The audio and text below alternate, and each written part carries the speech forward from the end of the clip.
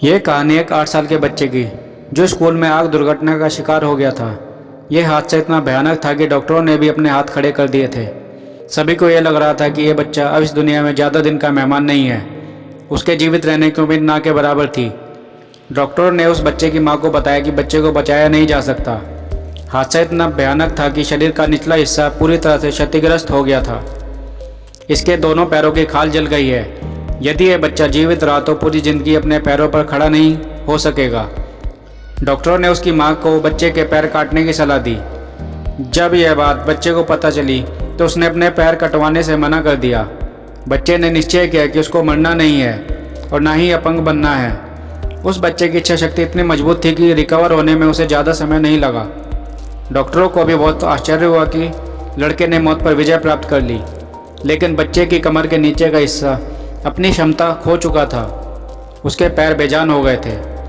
फिर एक दिन उसे अस्पताल से छुट्टी मिल गई, लेकिन उसके मन में अपने पैरों से दौड़ने का सपना था और इसी सपने के साथ वह अपने घर गया। वहाँ उसकी माँ रोज़ाना उसके पैरों की मालिश किया करती थी और उसे व्हील चेयर पर घुमाने पास के मैदान में ले जाती थी।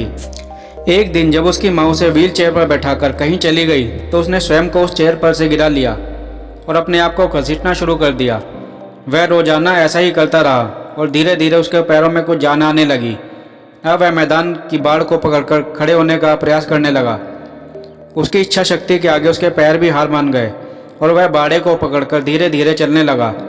उसके हठ और दृढ़ संकल्प ने उसे चलने की क्षमता ही नहीं दी, बल्कि वह दौड़ना भी सीख गया। अब वह स्कूल भी जाने लगा था।